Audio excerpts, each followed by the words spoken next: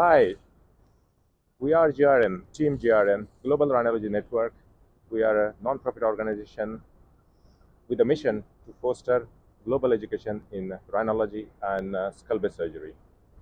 So we are on a journey to excellence. So we had our first episode featuring Cape Town.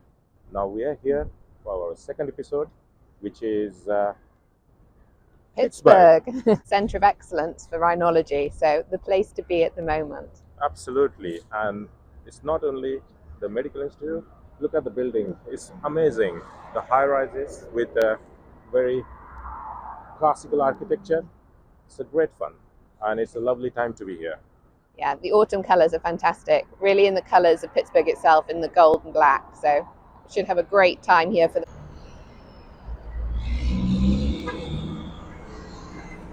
On our way, we stop at this war memorial to the fallen soldiers. So we paid our tribute to them. These are the people who sacrificed their lives to keep us safe. I have with my colleague Ch3. She is a rhinologist and skull base surgeon from Imperial College Hospital Trust in London. So thank you, Kathy, for joining us. It's a fantastic opportunity to be here. We're very lucky to be here at this time of year, and I'm very much looking forward to talking to everybody today. We carry on further enjoying the beautiful sights of Pittsburgh on the way. Just arriving at the beautiful University of Pittsburgh School of Medicine campus and further towards the eye and ear. So Ashok, who is going to be on top today? I know, Kathy, who is on top of my mind, and that is UPMC eye and ear. So that's the anterior skull base surgery. Wow, it's such a privilege to be here. This is the birthplace of the newest subspecialty in ENT, anterior skull base surgery, and I can't wait to visit it. Yeah, let's go and see what's happening. Hello, welcome to our series of Journey to Excellence. So today we are in the University Pittsburgh Medical Center, the anterior skull base surgery department. It won't be exaggeration to say that this is the birthplace of modern skull base surgery. I have with me my colleague Ch3. She is from Imperial College Hospital, London, and Professor Carl Snyderman from Department of Otolaryngology in Pittsburgh, and Professor Paul Gardner from Department of Neurosurgery from Pittsburgh. Actually, both of them don't really need any introduction in skull base world. They're so very well known, and they personally would prefer me to describe them as part of one team rather than describing them as a part of different departments. So thank you very much for joining us today. And first of all, I would like to know why Pittsburgh. So what really motivated the development of skull base surgery, and what was the need of the hour, and who were the men who led from the front to establish this service? So can you please take us back to the journey? Well, it all goes back to the leadership in the departments at the time. Eugene Myers was the chair of our department. I was not even a resident here when he did his first skull base case here. This was after the seminal publications by Ketchum and others describing the anterior cranial base approach. And so he and his neurosurgical partner, Dr. Joe Maroon, did the first open skull base surgery at University of Pittsburgh Medical Center back in 1974. And then Gene Myers had the vision of establishing a skull base program one day. And he attracted Victor Schramm, who was trained at WashU with Dr. Ogura. And then working with neurosurgery with Dr. Lalagam Shaker, the two of them started investigating open skull base surgery. And so what was unique about Pittsburgh at the time was you had leadership that had the vision in both departments, but you also had leadership that was willing to let people try new things, to experiment, take chances, and do things that might not be allowed at other institutions. And so it was an environment that fostered creativity and innovation, and that was really the birth of skull base surgery here. And then Dr. Ivo Jonica in ENT who was trained in plastic surgery as well, replaced Dr. Schramm, sorry, Dr. Schramm, and so then they took this and really established a Center for Cranial-Based Surgery, and that was way back in 1987. I was finishing my residency at the time. I wanted to stay in skull-based surgery, and so they offered me the opportunity to be the program's first skull-based fellow. And so that Wow. was the start of my skull-based career. Okay. I didn't go looking for it; it found me. Okay. Paul. From my perspective, obviously, I came on after the Skull Base Center had been developed. It was the first Skull Base Center in all of North America. Really established it as a specialty and established it through collaboration. From my perspective, the innovative part of it really came from two things. Collaboration, started by Gene Myers and Joe Maroon, working together in this atmosphere that allowed it. But also and that collaboration has continued. But also the medical center here really is founded on innovation. For example, transplant is the founding procedure here in Pittsburgh with Tom Starzl, and it's sort of in the DNA of the institution. And I think that that has allowed us to continue that innovation.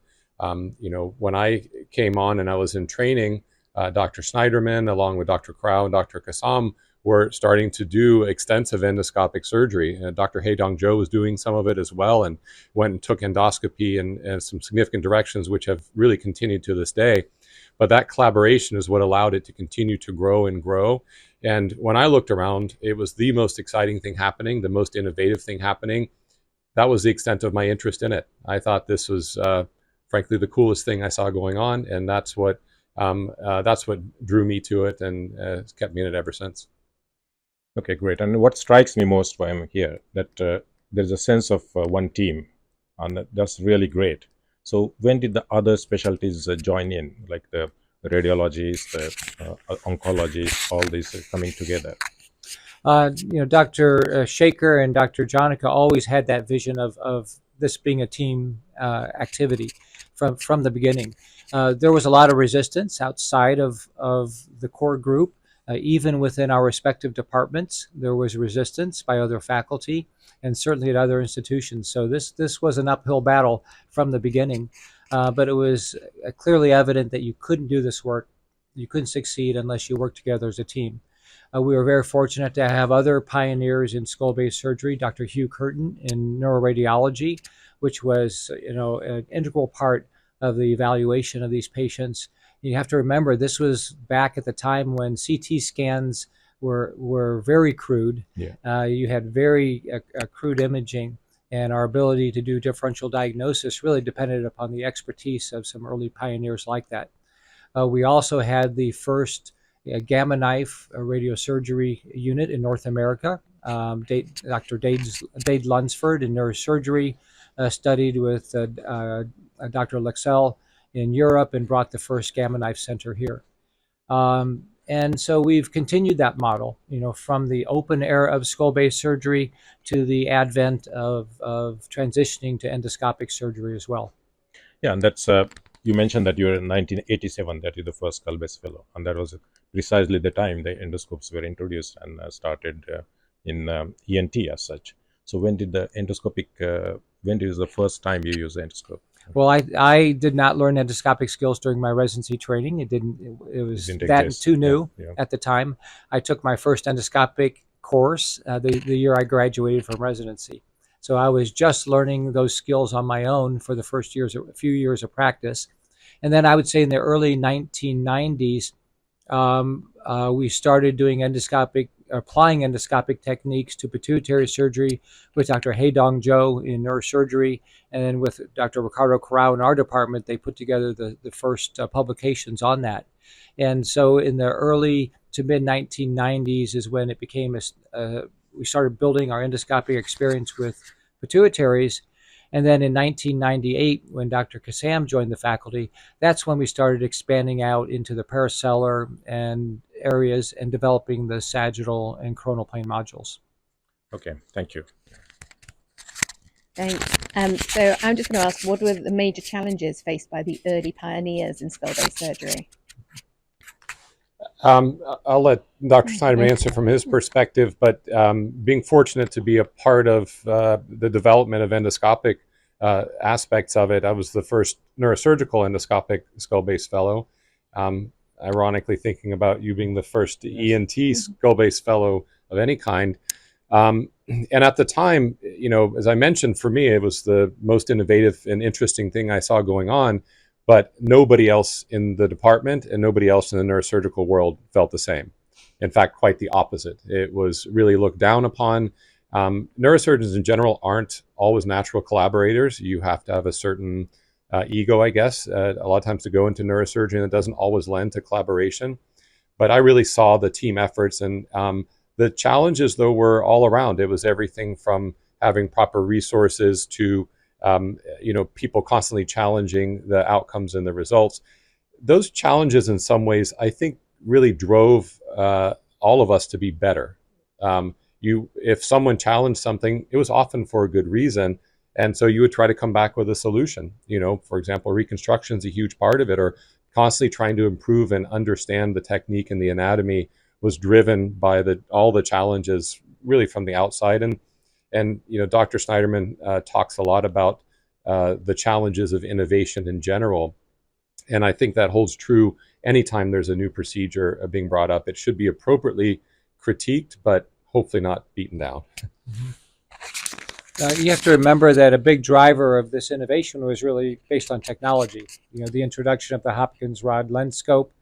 And we saw that battle waged within otolaryngology, where people had big arguments at meetings about whether it was safe to do endoscopic surgery or not. And so we sort of rode that crest and addressed that battle. And it was clear that endoscopy was going to stay. And neurosurgery was just sort of late adopting endoscopic technology. So now we're fighting the same battle again, but in a different arena with skull base surgery. And so there was tremendous resistance. People would get up at meetings and say, this is unethical, you shouldn't be doing this, it's not safe. And everybody went through sort of the 5 stages of the grieving process, according to Elizabeth Kubler-Ross, denial, anger, bargaining, depression, and acceptance. And people would, saying it couldn't be done, can you show me how to do it, or mad about it. And then finally, I'm giving it a try, but it's not as easy as it looks, and finally acceptance. But so it's a repeating cycle that you see in all areas of innovation. I do think there were technical challenges to it, and anatomic challenges. The anatomy was not understood from that perspective. Beyond the cella, completely not understood. And that's been an interesting and exciting part of the journey. Is you operate on something, you realize I got somewhere, how did I get there, and what exactly was I looking at? And then you go to the lab and you answer that question. It's a wonderful process to be a part of, absolutely one of the most exciting things I've ever been part of.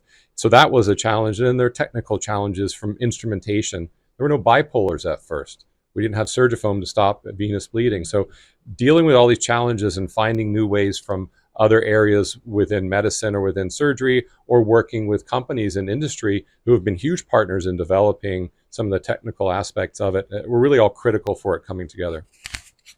Were there any significant cases or particular learning moments that shaped your approach to skull-based surgery? Well, one of the biggest early challenges was dural reconstruction. We had a very high leak rate. It was as high as 40% in our early series. And so understandably, there was a lot of negative feedback at meetings about that. And that was one of the objections people had. And so we had to learn how to solve that. And it was just a lot of iterative, small improvements over time. The big advance was the introduction of the vascularized nasal septal flap in 2006.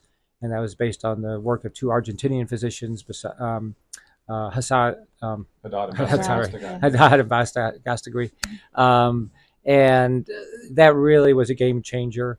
And then, dealing with hemostasis was another big one. As Paul mentioned, we didn't have good hemostatic agents. And so it was very laborious dealing with cavernous sinus bleeding. That really was a no man's zone for a long time. And now it's routine to go into the cavernous sinus. That's just part of a regular approach. So those were, I think, the two biggest challenges. And of course, the imaging got a lot better. Introduction of surgical navigation was also a big, platform technology for us. So how did you as a team deal with kind of what you were doing, this high stakes, high risk field as pioneers, and how did you justify what you were doing and protect yourselves from criticism or address that criticism as you moved on? Well, I think it takes a special kind of person to be a pioneer, and it's not for everybody. You need pockets of innovation where people are going to take chances, and you can't. In my lectures, I talk about getting to that next higher peak. It's not a straight incline. Sometimes you have to go down the first peak to get to that higher peak, and that's what happens. So we're dealing with increased complications, and then that forces us to develop new ways of solving those problems until we can get to a level that now is much higher than we ever were. And so that's the challenge. But you don't want to adopt things too early.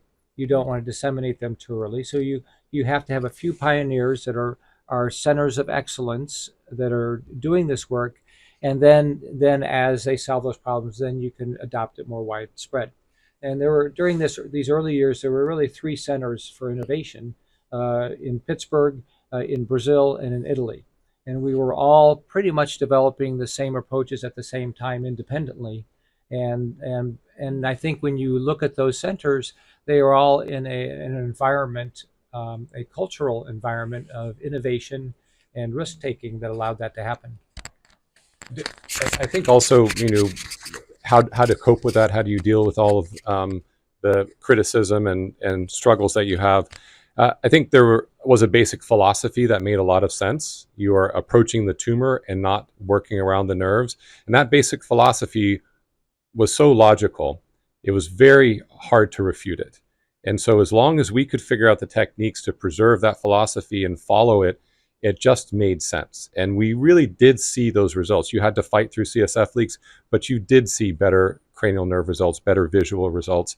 I also think the team played a huge role in bolstering each other. If you're getting a lot of battering from the outside, if you have other people who share your belief and share your vision, that goes a very long way. And then I think personally, I had great examples of mentors like Dr. Snyderman. Dr. Janetta faced a huge amount of criticism for MVD. He once told me, "You'll never convince everyone. You have to wait for some of them to die." And he meant that because there are some people who won't ever come across to it. Dr. Lunsford faced it with a Gamma Knife, and he dealt with it through data by simply providing results after results after results. And we followed that same model. And sometimes we learned we weren't doing things well, and sometimes we could prove that we were. So that battle and that argument wasn't won in a single discussion. It was won perhaps over a long period of time by really studying our outcomes and improving them and showing both good and bad how they were. We didn't really start presenting our data for 4 years or more after we started. We wanted to solve some of these early problems before presenting it to the public. So by the time we went public, we already had a significant experience. We knew how, we had the instruments, knew how to deal with bleeding, we understood the anatomy, and so we were better prepared to deal with the criticisms. It must be quite daunting to withstand all this intense scrutiny, but despite that, we are here now. It's now looking back, it's a huge success story. I mean, the world has taken up the specialty now, and it's one of the most sought after subspecialty within ENT. That's a great achievement. But while going through this process, you mentioned some of these milestones, you mentioned some of these game-changing innovations. So are there any more that you can mention? Well, you think by now we would know all the anatomy, we would have discovered every approach, but no, we're discovering new anatomical relationships, redefining the significance of anatomical surgical anatomy. We continue to develop new surgical approaches. A recent one, a perfect example, is the contralateral transmaxillary approach for access to the petrous apex. And I'm working on a few secret ones right now that I can't divulge yet, but stay tuned. Over the next year, you'll hear about them. And so there's always something else to discover. and of course, new technologies is going to come along and push us to another level, allow us to do things we couldn't do before. I don't know if that's going to be surgical robotics or a new imaging platform. It could be new biologics. Also, it's hard to say. I mean, I wasn't at that initial front of people taking the brunt, and they certainly took a toll. There's no question that's a greater toll. But I think, again, it just, that innovation goes back to what Dr. Snyderman was really a master of, and that's honing in on what's not working, what areas do we struggle with, and just focusing on it, for example, anatomically, and saying, how can we get to that area better? And so when you really critically evaluate what you're doing and figure out where your holes are, and you try to focus on those, that can really lead you to those innovations. I think that, skull-based surgery is behind, for example, head and neck and a lot of the other oncology with understanding the molecular basis of our disease. And so I think that will change our field dramatically over the next decade. I really believe that. But I do think, for anyone out there, look at what you don't do well and come up with a new innovative solution. There are plenty of paradigm shifts left, I think. Yeah, that's interesting. So you mentioned about these 3 centers globally, innovating things at the same time independently. But as you know, why now our whole ethos is now about multidisciplinary teams working together. At what stage 3 of you started collaborating and sort of sharing data or sharing experiences? How that process developed? Well, I mean, Dr.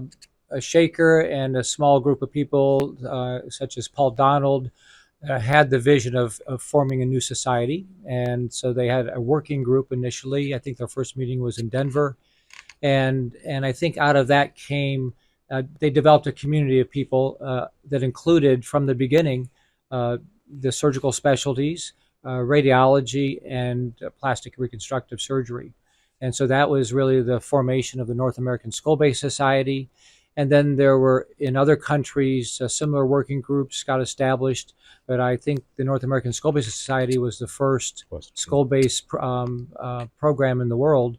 And then that provided a forum for additional collaboration with other sites and developing joint educational programs. Do you know how the relationship with yourselves and Capabianca and Stam came together? I can't recall at this point. At this point, I mean, you see somebody in a meeting, you start talking, and you learn from going to meetings. I mean, that's the value of international travel and meeting people face to face. It's that cross fertilization, sharing of ideas that is missing from some of our virtual meetings now. So we've talked a bit about the development of the Skull Base team here and how you started out from the beginning, but what are you doing now, and what is the current activity? What are you focusing on, and what do you see yourself doing over the next few years? Well, we continue to build in all of these areas. As I said, we're still have a focus on anatomy. We have Skull Base fellows who are in the anatomy lab for a year at a time, learning, studying the anatomy, developing new approaches. So that's ongoing. We work closely with industry to develop new technology, figure out where the gaps are, improving our surgical training methods. We're doing research in the lab to figure out what are key skills for the endoscopic surgeon. How do we enhance visual cognition, your interpretation of the visual environment from a surgeon's perspective, and how can we enhance that training process. And then I guess you want to talk about some of the... Yeah, I mean, I think, again, collaboration with even other specialties. More than a dozen years ago, I knew I had friends who were doing transorbital approaches, really pushed me to do simple things, perhaps like an eyebrow approach. And so we started working with oculoplastic surgeons like Dr. Tanya Stefko. And so you find another brilliant surgeon who has that same innovative ideal, and you're able to then push those fields forward. So now we can do transorbital approaches to the middle fossa and cavernous sinus, and those work beautifully. So further collaboration, we're reinvigorating our collaboration with our neurotologists, looking for new ways to innovate within that. The whole field itself really grows by collaboration of all the structures around the skull base. And then, of course, molecular diagnostics, as we talk about. And we have a PhD that we work with here, Dr. Ch3, who has helped us a lot with some basic science work and collaboration with other centers. with foundations like the Cordoma Foundation. So trying to push the field forward in those ways to really understand, and looking at other aspects of what we do, neuropsychology. How are skull-based tumors and how are our approaches affecting the rest of the brain? Not something as neurosurgeons that we look at. Neurosurgery started by just trying to keep patients alive. Then we didn't want to maybe give them strokes. Then perhaps we wanted to not have such bad cranial nerve damage. And you really constantly trying to refine what we do so it doesn't impact all the structures around the disease we're treating. And, of course, there's a greater focus now on quality of life issues. We've shown that we can technically do the surgery. We've shown that it's safe. And in many cases, we've shown the oncologic outcomes are equivalent, if not better. But there's obviously ongoing collection of clinical outcomes. But we're focusing a lot more now on functional outcomes, sinonasal morbidity, neurocognitive effects of surgery. I mean, that is sort of the last nail in the coffin, you could say, of really proving that an endoscopic approach is superior to an open approach if you can show that there's superior preservation of cognitive function. Okay, and moving on from that, what typical cases do you see and what conditions are you treating generally? What are your most common operations and where are you moving to with that? So I think like most people who do endonasal surgery, pituitary surgeries make up a fair amount. For us, it's less than a third of our cases, probably less than a quarter of our cases. Meningiomas are a fair number just because of their commonality. And then we're a huge referral base for chordoma and some chondrosarcoma, largely because of doing the work for such a long time and that being such a natural approach, the endonasal approach for these midline tumors. So that's a lot of it. But I really think we're trying to progress by applying the endoscope to other areas, whether it's an endoscope assisted vestibular schwannoma, where we look out the IAC and preserve hearing and get that last part of the tumor off of by the fundus, or a transorbital endoscopic approach. So applying it in all these different ways is kind of how we try to constantly build what we're doing and increase really, the tumors that we treat. And one thing that I think is lost somewhat if you don't collaborate is that you also lose access to some of these diseases. There are diseases that I treat and know somewhat about because of working with excellent ENT surgeons who have taught me about these diseases. And so everybody's bringing something to the table disease-wise, and that helps grow what you treat, and including, now a large number of sinonasal malignancies and angiofibromas that I would probably never have seen. And then we also collaborate closely with our skull-based colleagues in pediatric ENT and neurosurgery to do pediatric cases. It's a smaller population of patients, but also very important. And what Paul failed to mention is our working with Dr. Gonzalez. We did the world's first selective temporal lobe resections for intractable epilepsy, so that showing once again you can find a new application, continue to push the limits of what can be done endoscopically. Yeah, you mentioned about the trainees. The large number of trainees have gone through the department, and they've taken the legacy of Pittsburgh to different corners of the world and spread the specialty. So would you mention any notable alumni or trainees who have come through the department? That's a tough one, but we've trained we've trained international people who have gone back to Australia and the UK and elsewhere, and Singapore. Most of our trainees are focused in North America, and they're all at academic centers leading their own skull-based programs now. And so we feel that we've certainly had a big influence on the spread of these techniques across the U.S., such that it really has become the standard of care at most centers. Yeah, I would say that I have a hard time looking at any of our fellows who I don't think haven't gone on to do this at a high level and change where it is that they're operating. Obviously, those that I've trained, Juan Fernandez has a huge reputation, but every single person I look at that I've trained, I'm incredibly proud of. I'm very proud to having any role in training some of the superb otolaryngologists that came through this program. Absolutely, astonishing people who, and when you see what they do when they go out together or by themselves as a group, and how the field grows beyond what we could ever possibly imagine. It's, I don't know, like a virus or a fungus in the most wonderful way.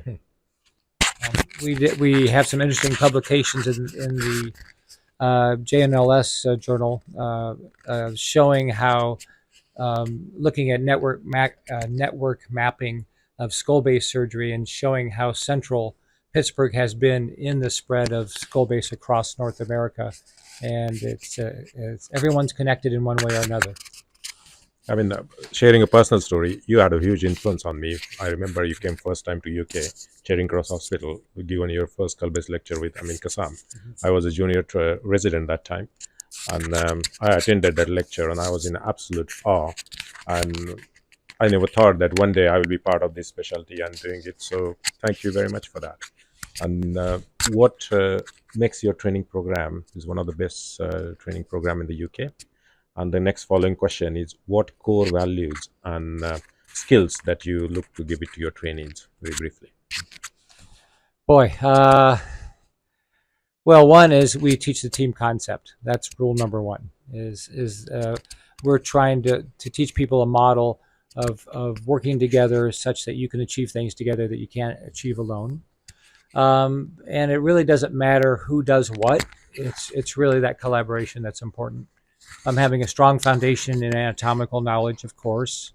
And I think I like to see people who are inquisitive, problem solvers, looking for challenges, always asking questions, because every case is a new challenge. Dr. Gardner and I are constantly having a dialogue in the operating room, solving problems on the spot, because no two cases are alike, and that allows you to sort of take things to the next level. When you look back on how far we've come from those first days, we never had a vision of where we were going to end up. We didn't know what we were striving for. It was lots of little baby steps. And so one day you take one little step more and you try something and it works. And so that becomes part of your core work. And then the next day, the tumor's in a slightly different place or a little bit different. And so you try something else. And so it isn't until you turn around and look back that you see how far you've come. And I think, patient-centered high-volume care, we have a lot of cases that we do, and we're able to, I think, maintain a very high level doing that by use of very skilled trainees. But I think we also very much believe in teaching and training. It's very important to us. In your lifetime, if you're very busy, you can maybe treat 10, 15,000 patients. But if you teach other great surgeons how to operate or give them even some role in that, the number of patients you can help is so astronomically higher than that. And how that field will change just by giving them some initial skill set. I think over the years, I have learned greater and greater the value of that. And that makes me invest in it more and more. I'm just going to move on to some of the future aspirations for you as a department, future areas of research that you're excited about. I know you've touched on them slightly so far, but what is the most exciting thing coming up in research over the next few years from UPMC? I would like to think that it is looking at some of perhaps the neurocognitive impact of our surgeries, both positive and negative. I don't think we know the answers to that. I think we are going to learn from studying that. I think everyone in neurosurgery should be studying neurocognitive and neuropsychological outcomes. I think that's very important. I think playing a role in the understanding of the natural disease and molecular underpinnings of skull-based disease will shape our entire specialty, and we are an ongoing part of that. And I try to select trainees based on their desire to play a role in that. So I think that is going to be a big part of it. I guess my passion is surgical training and really understanding surgical cognition. How do surgeons develop pattern recognition? How do they interpret the surgical environment? And how can we enhance that to improve training methods? Great. And what do you see as the biggest challenges facing you in the next 10 to 20 years? There's huge challenges you've overcome already, which we've discussed, but what's going to be coming in the future and what are we concerned about? Well, of course, you never know what's down the road. I think the number one key to our success is keeping a team together. And so having that sustained interaction with the core team is really fundamental. When you look around at centers that don't succeed, it's because their team didn't stay together. Someone goes off for another job elsewhere. And so we hope to keep our core team together, and that's why we have a constant pipeline of younger surgeons. I won't be around forever, so I have very skilled partners who will carry on the work. I think it's always a challenge to evolve yourself, not get hung up in your own dogma. You get known for something, or and then you become the champion for that. Doesn't mean it's always going to be the thing, or that how you chose to use it is the best way to use it in the future. If we find out something different about tumor, skull-based surgery may change completely, where we're a biopsy-driven or very focally driven specialty. It's very difficult to understand what that might mean for the future, but I think being flexible, being dynamic, being able to change how you practice and stay open-minded is one of the greatest challenges always. Okay, and everybody's talking about robotics and AI at the moment. Where do we think that they might play a role in skull-based surgery, and how could they help us? I think in the near future, AI can play a role by examining imaging or pathology. So image-based AI really is here. And so better understanding of diagnostics of tumors, understanding what the molecular underpinnings of a tumor are based on AI-based radiographics that we can't even interpret ourselves is probably something within the very near future. I think robotics will take a new platform beyond what is currently available. You're starting to see some little ventures into these platforms. No one's going to make a robot for skull-based surgery. We're going to have to take a robot from some other subspecialty and apply it to what we do and find ways to be creative with that. And that's how I think it'll come into skull-based surgery. Thank you very much. It is wonderful to hear your journey right from its beginning to where we are, and having a sneak peek at the future as well. So it was great to attend this course. I mean, it is a wonderful course, and to our viewers, I'd like to let them know that this course happens 3 times a year, and it gives really an extensive opportunity about learning about the anatomy, different surgical skills, and different procedures. So I will highly recommend that. And in this program ongoing, we'll be seeing some other aspects of UPMC. So thank you so much. It was a privilege to have you. Thank you for this opportunity. We appreciate it.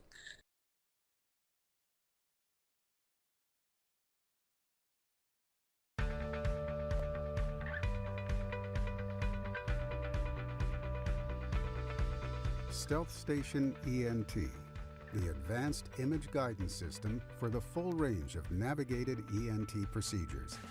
Engineered with you in mind, based on decades of scientific, clinical, and engineering expertise. We're expanding what was previously possible with image-guided surgery. Flexible and elegantly designed, Stealth Station ENT streamlines the workflow so you can maintain focus. The flat, under-the-head emitter allows for an efficient setup. Its design allows for a large EM field. Easily find your patient's exam through a variety of network options, super speed USB, or optical disc.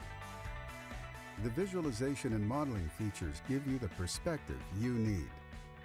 Leverage data from multiple sources to create high-resolution 3D images. View structures and pathology with high fidelity.